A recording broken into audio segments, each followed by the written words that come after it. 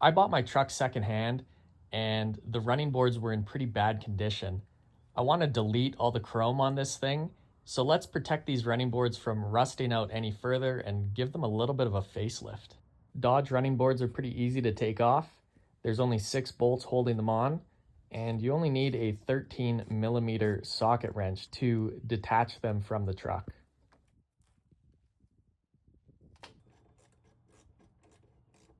So I ripped the running boards off the truck and got to detaching the plastic pieces on the running boards and found that these were in maybe a little bit worse condition than I originally thought. There we go. I found that over time, a bunch of dirt and dust and grime got through these little holes into the center of this, and just look at this.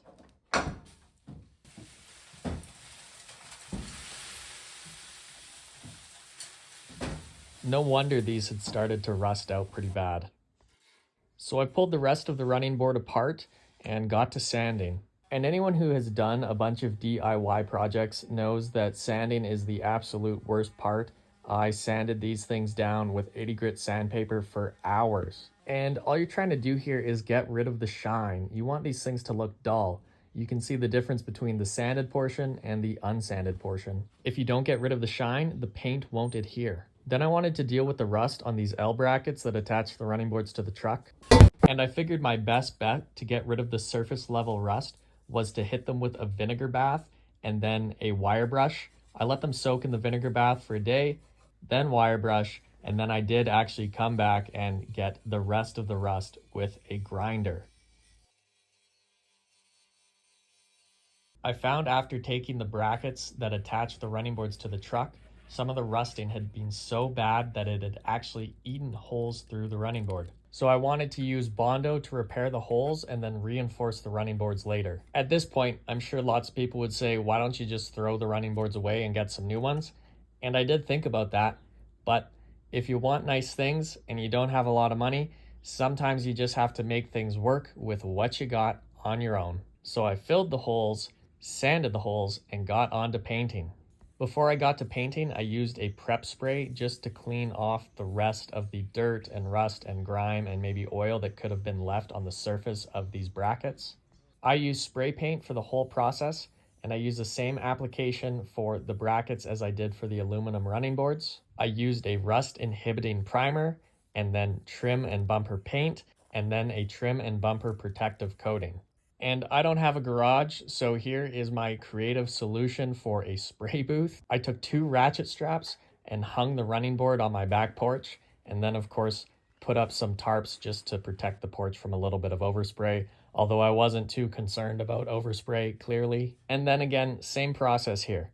I cleaned it, I primed with rust inhibiting spray paint, I used black bumper spray paint, and then bumper protective enamel coating. I used a brand of spray paint called Duplicolor, and you'd follow the same process for the rust paint, for the bumper paint, and for the protective enamel. Each part of the process called for 2 light applications, waiting 10 minutes between each application, and then a medium wet application where you would then wait for an hour to pass as the paint dried. You do that for your primer, your paint, and your protective enamel, and it ends up being 9 coats in total.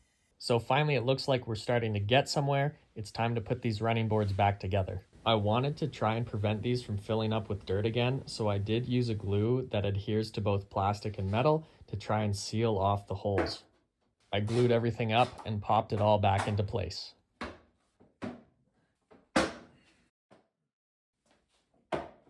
I reattached the brackets that attach the running boards to the truck, and then I moved on to reinforcing some of those brackets. All you gotta do is hit the spot you wanna drill with a center punch, a little bit of oil, and then drill right through. Then I hammered in and tightened some reinforcement bolts.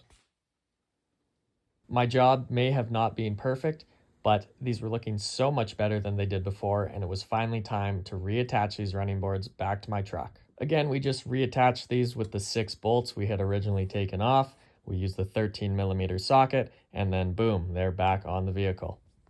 So I think the black is a big upgrade to the look of the vehicle, especially with my new mirrors, but I did make a mistake when putting these back together. When I glued in these plastic caps, they should have said Dodge Ram on either side, but now I have one side that says Ram Ram and the other side that says Dodge Dodge. But I'm the only one who's going to notice that, and I think these look way better than they did before.